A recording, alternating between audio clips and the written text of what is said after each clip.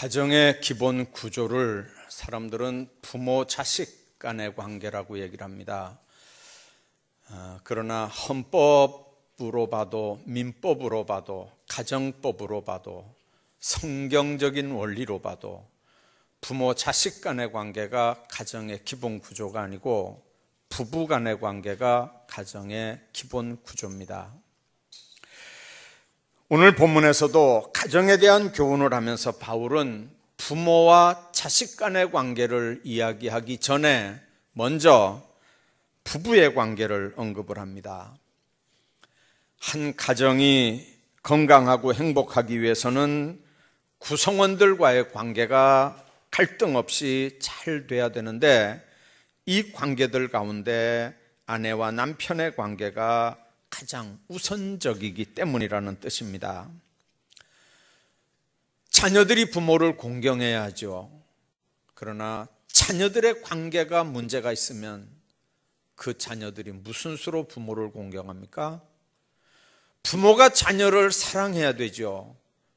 부부 간에 문제가 있으면 그 부부는 절대로 자녀들을 책임지지 못합니다.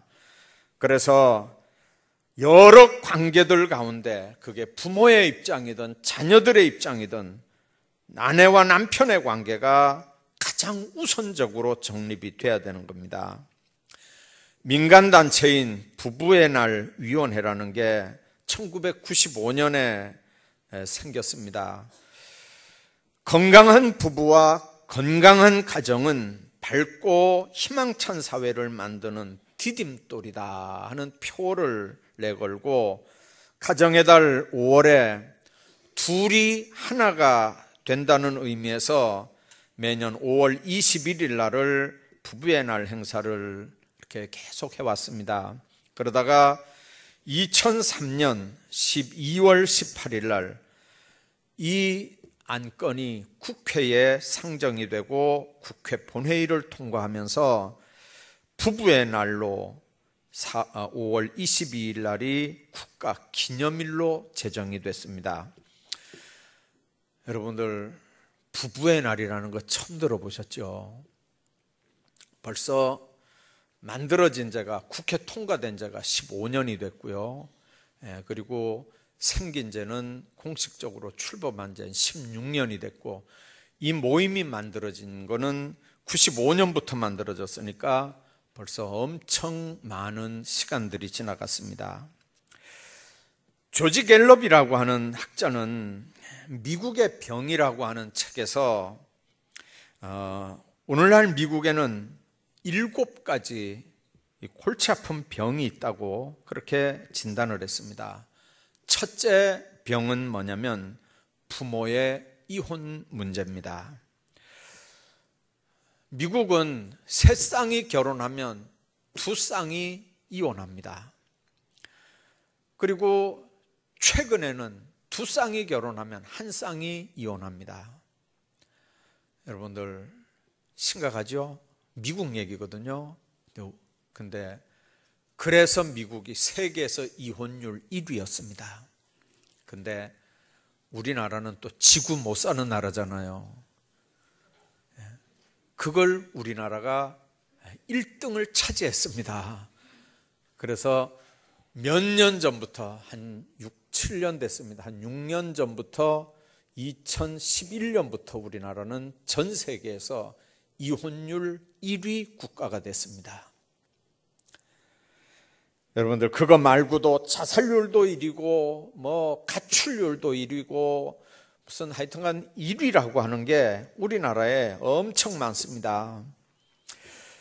그런데 그 미국에서 제일 골치 아프게 생각하는 그 미국의 병 첫 번째가 부모의 이혼 문제입니다. 두 번째는 가정교육의 부재라는 거예요. 아침에 일어나면 밥을 다 따로따로 먹습니다. 그 사람들 밥 먹는 게 아니고 뭐 햄버거 하나씩 먹고 뭐 그냥 빵 한 쪼가리씩 먹고 우유 하나씩 마시고 나가는 사람들이니까 뭐 밥상에 모두 앉아서 같이 뭐 기도하고 뭐 이런 시간도 없고 이제 그렇게 안 하거든요. 먼저 일어나는 사람들 순서로 세수하고 그냥 옷 입고 한 쪼가리 먹고 그냥 나가니까 무슨 잔소리할 시간도 없고 부모가 자녀 교육할 시간도 없고 뭐 만나야 뭔 얘기를 하죠. 자녀 교육, 가정 교육이 부재입니다. 여러분들 얼마 전에 벌써 몇 달 됐습니다. 어떤 아이가 고등학교 학생이 부모를 총으로 부모를 다 쏴 죽였습니다. 미국은 집집마다 다 총이 있는 나라니까요. 그리고는 분이 안 풀리니까 학교에 가가지고 그냥 무작위로 막 난사를 해가지고 그때 24명인가 한꺼번에 죽은 사건이 있었습니다. 그런 일들이 미국에는요 자주 있습니다. 뿐만 아니라 또 문제가 뭐냐면 알코올과 마약입니다. 선교사들이 한국에 와서 보니까 제일 문제가 뭐냐면 이 술을 먹고 취해서 몸을 가누지 못해서 길바닥에 술 취한 사람들이 막 누워 있으니까 이 선교사들이 와서 제일 먼저 한 게 복음과 동시에 이게 술 먹지 말라는 걸 가르쳐야 되겠다고 하는 게 선교사들이 한국 선교 지침의 1번이었습니다. 그래서 미국에서는 우리나라처럼 예수 믿는 사람이 술 먹는 걸 결사적으로 그렇게 반대하지는 않은데 이 사람들이 우리나라에 와서 보니까 이게 몸도 못 가누는 빼짝 마른 사람들이 막 정신없이 술을 먹고 몸을 못 가누고 길에 누워 있으니까 이건 아니다 싶어서 복음과 동시에 금주에 대한 얘기를 한국교회에 심어놨거든요. 근데 지금 거꾸로 미국은요 마약과 알코올 중독된 사람들이 길거리에 그냥 언제든지 볼 수 있습니다.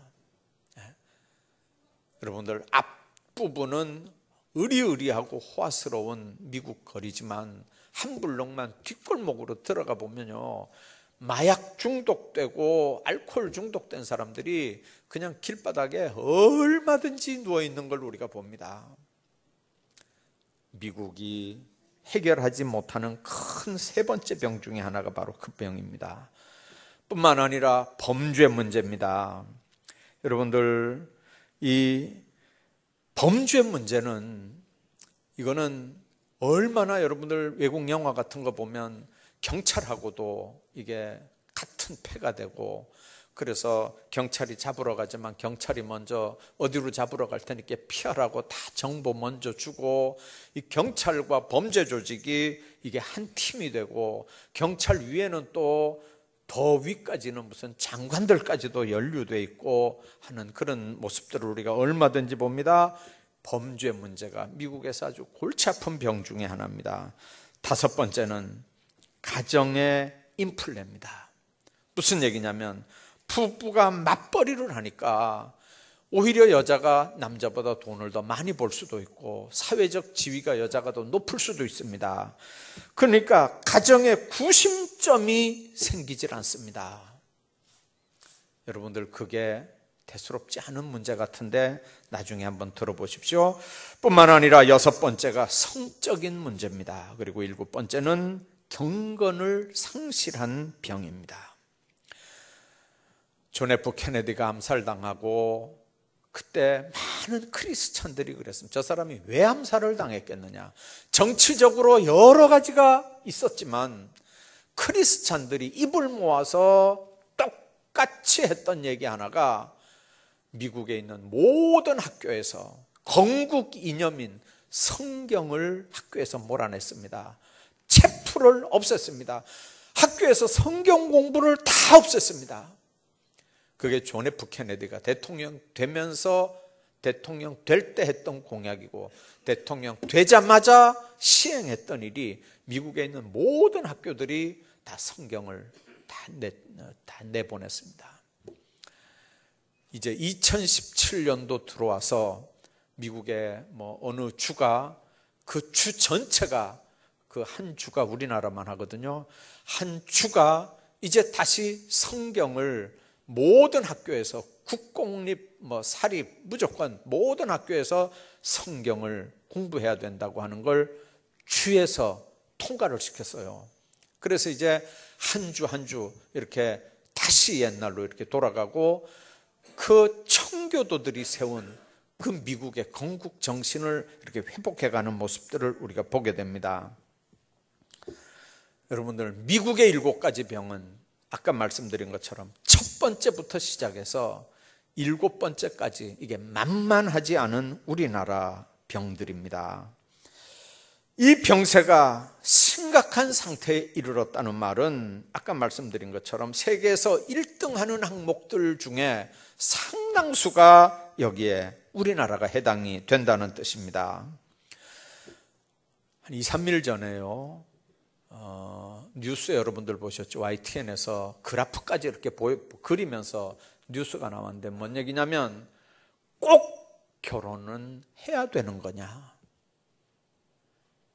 여러분들, 해마다 남자고 여자고 간에 꼭 결혼이 이게 필수 조건이냐?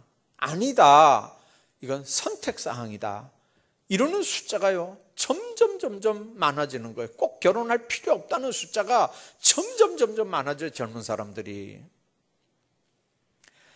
여러분들, 사회가 정치 경제적으로 불안해지고 파괴되는 가정이 많아지고 산업사회에서 구조적인 문제가 많이 생기긴 하지만 근본적으로 가정이 제 역할을 감당하지 못하는 건 가정의 핵심적인 구성원인 부부 문제에 1차적인 책임이 있다는 걸 우리가 생각해야 됩니다.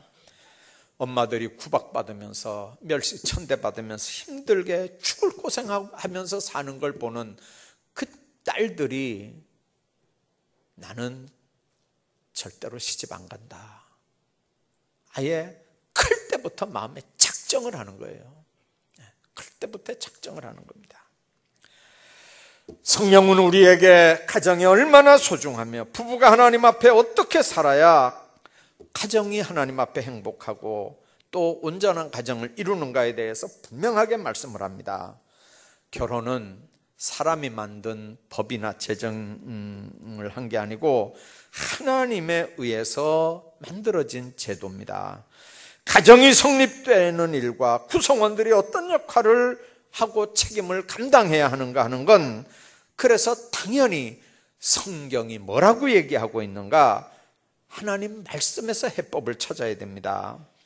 가정에서 부부의 역할은 본인 두 사람만의 문제가 아니고 행복한 가정을 꾸미는 활력소가 되고 자녀들에게 직접적인 영향을 미치고 그게 바로 사회의 문제가 되기 때문에 그렇습니다. 오늘 본문을 중심으로 해서 신앙적인 가정은 어떠해야 하는지, 남편과 아내는 주 안에서 어떤 가정을 꾸려야 되는지를 몇 가지 생각을 하고 은혜를 나누려고 합니다. 우선 신앙적인 가정은 부부가 중심입니다. 온전한 가정은 바로 그렇습니다. 부부가 중심이 돼서 하나님께 효도하고 책임지고 자녀를 양육하는 그런 모델입니다. 부부 사이에 갈등과 다툼이 일어나면 가정이 불안해지고, 부부가 갈등이 있는데 자녀는 이거는 귀찮은 존재가 돼버립니다. 내가 낳은 자녀도 귀찮은 존재가 되는데 양가 부모님들이 눈에 들어오겠습니까? 무슨 효도는 효도요. 부부간에 문제가 생기는데 무슨 효도가 생기겠습니까? 그래서 여러분들, 우리가 가정이 원만해지기 위해서는 부부가 육체적으로 하나가 돼야 된다, 그렇게 믿습니다. 결혼해서 하나가 된다고 하는 말은 몸이 하나가 되고 생각이 하나가 되고 감정이 하나가 된다는 말만은 아닙니다. 전혀 육신이나 생각이나 감정이 다름에도 불구하고 상대를 있는 그대로 이해하고 인정하는 데서 하나가 된다는 뜻입니다. 배우자를 자기가 상상하던 사람으로, 그런 이상형으로 만들려고 무리한 요구를 하다가 성격 차이라고 하는 말로 깨지는 가정들이 한두 가정이 아닙니다. 더 무식한 사람들은 우리 집안의 전통이 이런 거다, 그러니까 네가 여기에다 맞춰라, 네가 뜯어 고쳐져서 여기에 맞추라는 요구거든요. 요즘에 그런 요구를 하면 옛날에는 이게 내 팔자거니 하면서 가슴을 두드리고 살았지만 요즘에 20대, 30대는 남편이 그렇게 요구하면 살 사람 별로 없습니다. 여러분들, 배우자를 새로 만든다거나 나에게 맞추도록 한다는 건 그건 교만이고 독선이고 오만한 삶의 자세입니다. 옛날에는 그 근거가 다 남자들 쪽에 남자들이 그렇게 여자들을 요구를 했는데 요즘에는 거꾸로 여자들이 남자들을 그냥 닥달을 하는 거예요. 한번 우리 교회도 한번 이렇게 보세요. 남자들이요 기가 없어요. 눈도 희미하고 어깨도 축 처지고 이제 그런 남자들을 보면 여자들은 눈이 동글동글해요. 그냥 빛이 반짝반짝 나고요. 여러분들, 나한테 맞추라는 건 여자고 남자고 간에 안 되는 거예요. 여러분들 결혼할 때 그 모습 그대로 인정하고 데리고 오는 거예요. 그렇게 하고 사는 거예요. 살면서도 그거 그대로 이해하고 인정하고 그렇게 살아야 이게 사라지는 거지. 어떻게 나한테 맞춥니까 그게? 여러분들, 어떤 부부가 이혼 법정에 섰습니다. 판사가 그들 결혼이 파국으로 치달을 것 같으니까 한번 진지하게 생각을 해보라고 권면을 했습니다. 남편은 남편대로 아내는 아내대로 판사한테 그랬습니다. 최선을 다했습니다. 아주 심사숙고했습니다. 또 했습니다. 그런데 도저히 안 되겠습니다. 사사건건 사소한 일에도 자주 티격태격 싸웁니다. 아내도 많이 참았다고 하지만 나도 많이 참았습니다. 결국은 판사 앞에서 잠시 침묵이 흘렀습니다. 판사가 기가 막히니까 남편 보고 그랬습니다. 아니, 서로 사랑했기 때문에 결혼한 거 아닙니까? 그러니까 맞습니다. 그런데 지금은 도저히 못 살겠습니다. 그랬더니 옆에 있는 여자가 맞습니다. 고개를 끄덕끄덕 했습니다. 판사가 보니까 이건 안 되겠다 싶으니까 도장을 딱 찍어버렸습니다. 그리고 앞으로 얼마 동안 이렇게 심사숙고해서 다시 돌이킬 수 있는 기간이 있으니까 다시 와라. 법정을 나선 부부는 마당에서 한 사람은 동쪽으로 가버리고 한 사람은 서쪽으로 가버렸습니다. 그리고 얼마 후에 한 6개월쯤 뒤에 혼자 못 살잖아요. 남자가 재혼을 하려고 결혼 상담소를 찾아갔습니다. 그 상담소는 가장 알맞은 배우자를 정확하게 소개해 주는 곳으로 아주 소문난 결혼 상담소입니다. 이 비용도 굉장히 다른 데보다 비싼 데고요. 남자가 자신의 성격을 비롯해서 자기의 모든 환경을 다 얘기를 했습니다. 그리고 나한테 맞는 여자는 이런 여자다. 자기가 원하는 배우자상을 다 얘기를 했습니다. 성격은 이래야 되고 얼굴은 이래야 되고 키는 얼마 정도 돼야 되고 그 집안은 이래야 되고 뭐 다 설명을 했습니다. 그랬더니 그 사람 하는 얘기가 뭐냐면 3만 명이 여자가 지금 신청을 했는데 대기하고 회원이 3만 명이래. 시집 가려고 신청한 여자가 3만 명인데 당신이 얘기하는 그 조건들을 다 이렇게 제시해 보니까 일주일 후에 이제 다시 가서 보니까 4명이 딱 나온 거예요. 4명이 나왔는데 점수별로 1등, 2등, 3등, 4등 4명을 딱 뽑아가지고 이제 1등 만나보고 싶다 그러면 2등 만나보고 이제 이렇게 하는 거예요. 그래서 1등을 만나기 위해서 이제 며칠 날 어디로 와라 이제 이랬어요. 얼마나 이 남자가 막 기대가 크겠습니까?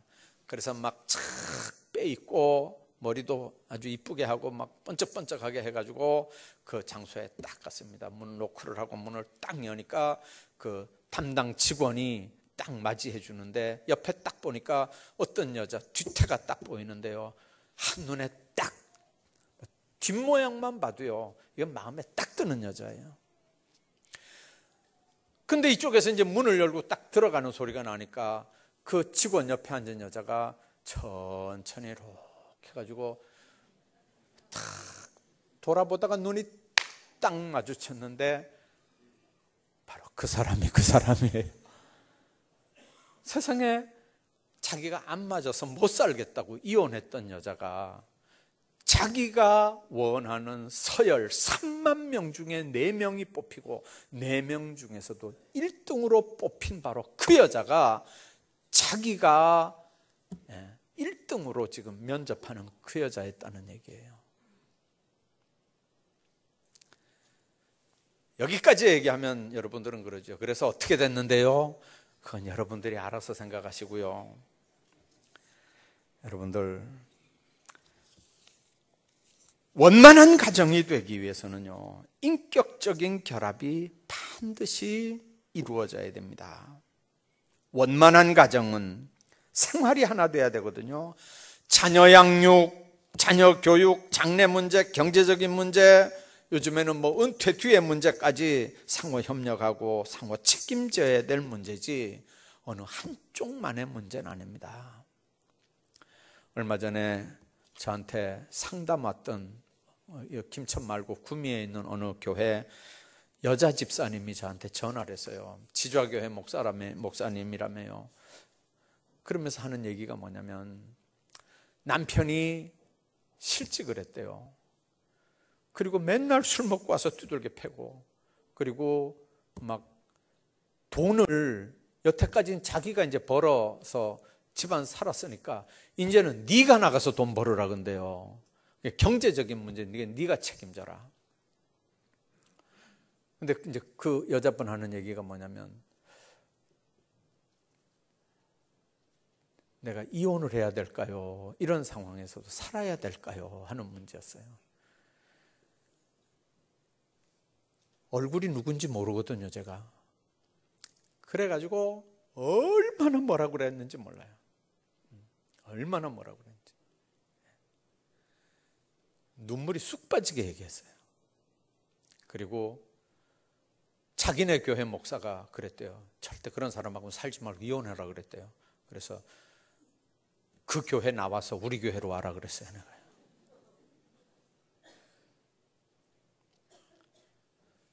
여러분들, 남자가 능력이 없다고 그런 남자하고는 이혼하라고 가르치면 안 되죠.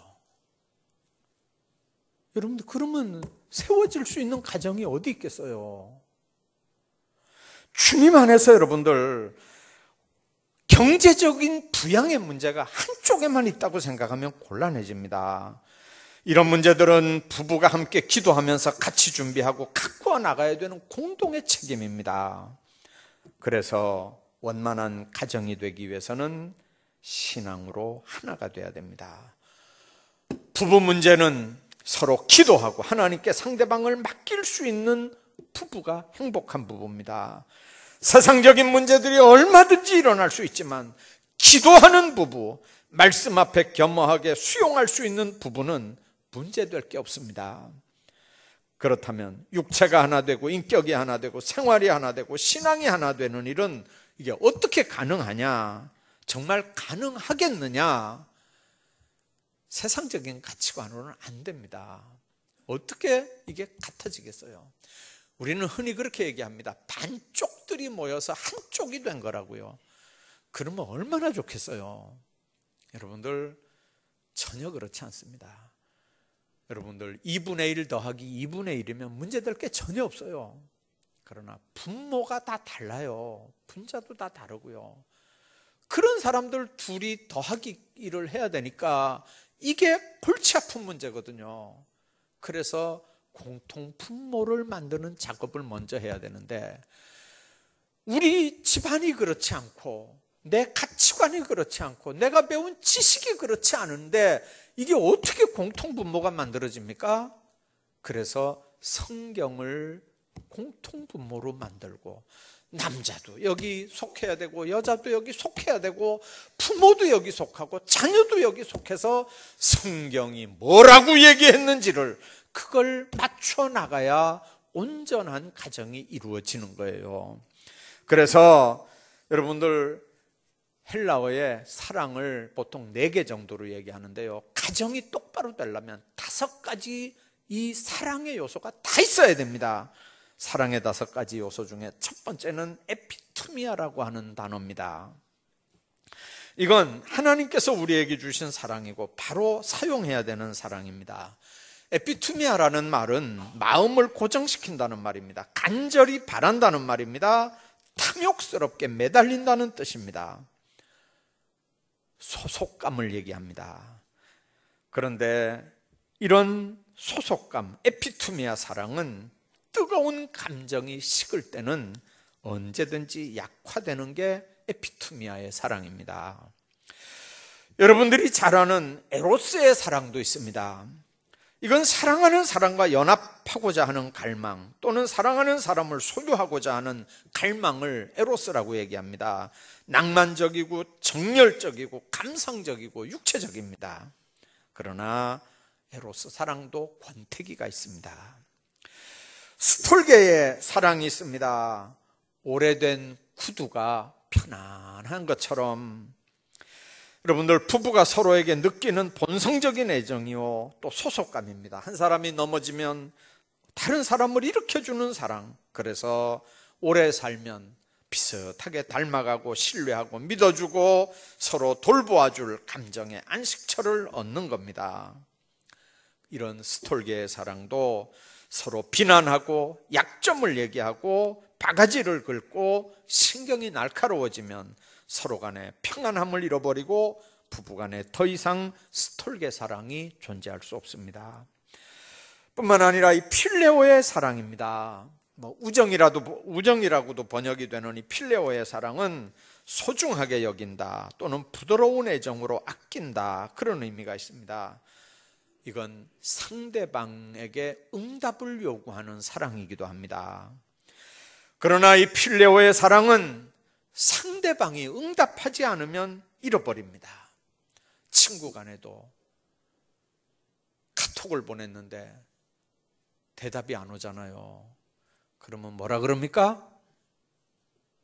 어른들, 문자를 보냈는데 문자가 안 옵니다. 그러면 뭐라 그러는지 아세요? 젊은이들이? 왜 씹어버렸느냐?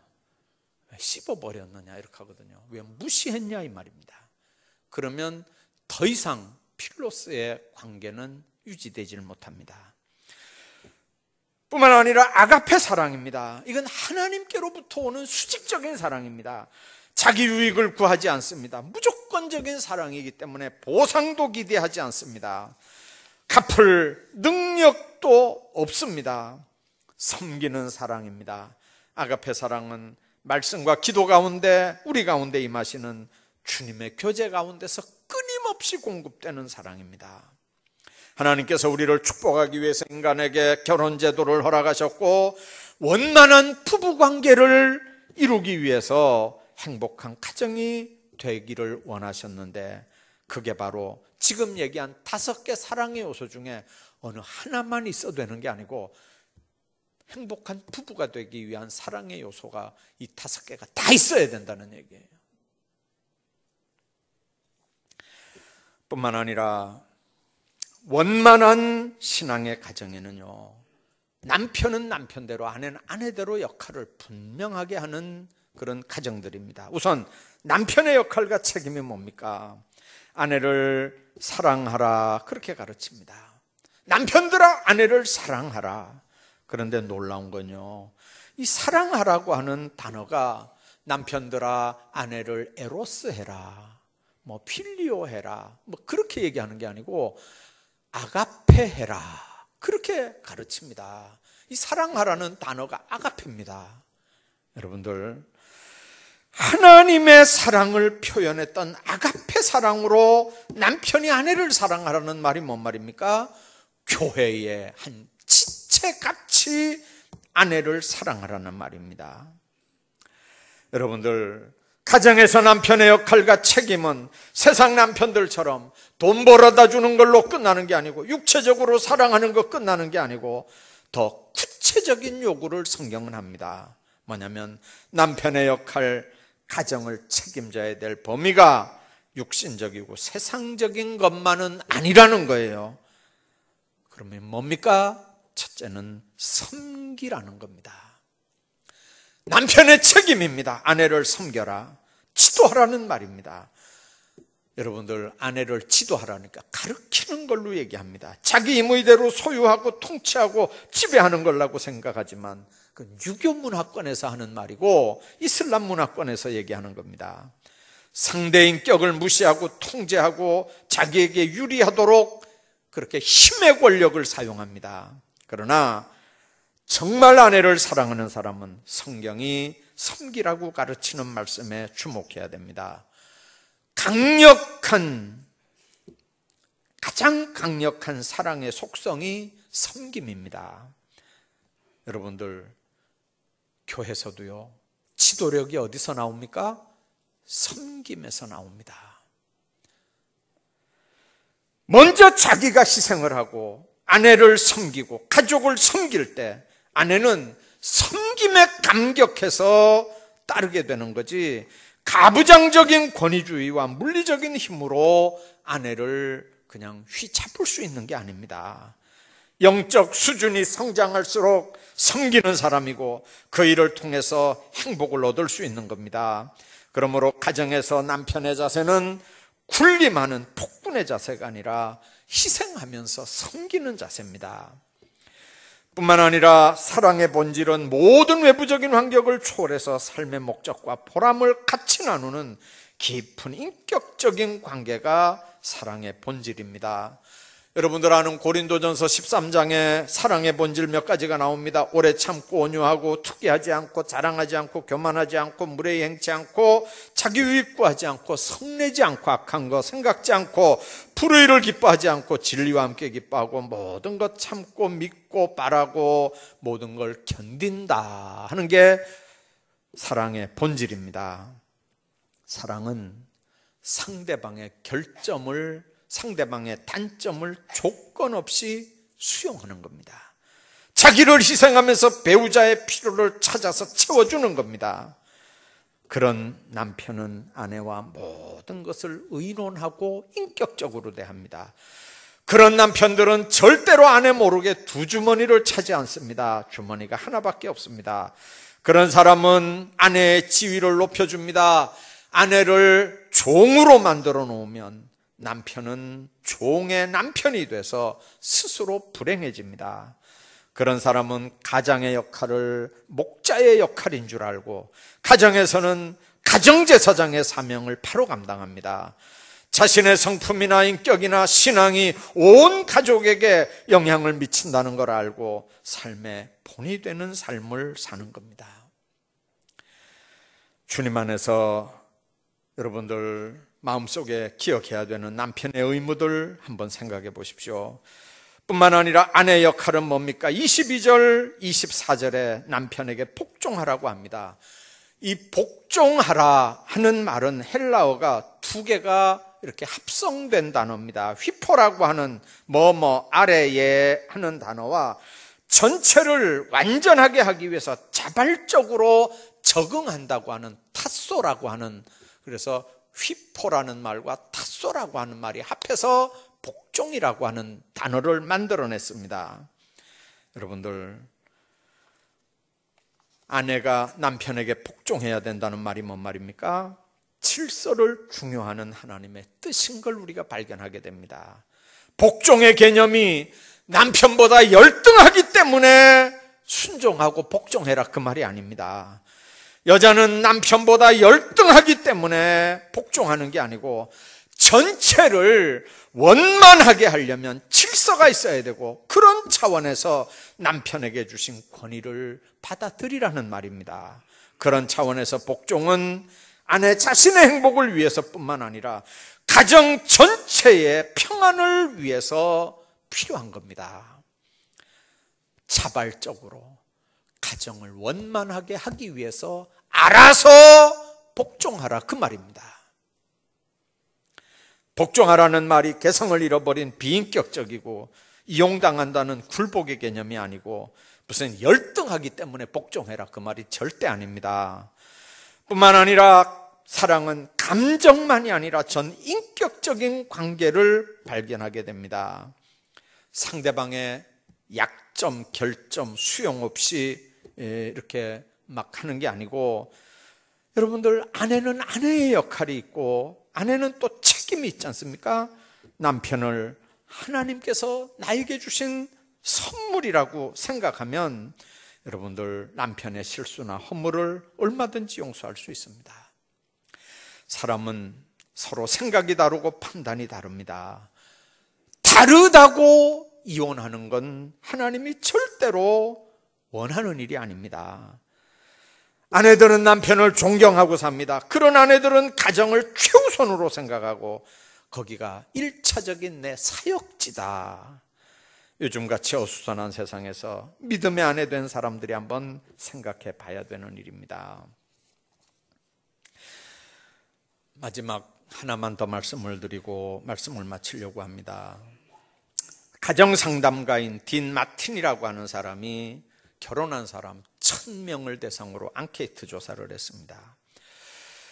여러분들, 당신은 좋은 남편을 만났다고 생각합니까? 그랬더니 결혼 1년 차 아내들이 98%가 예라고 대답을 했어요. 그런데 결혼 2년 차 아내들에게 물었더니 뭐라고 대답을 했냐면 56%만이 예라고 대답을 했습니다.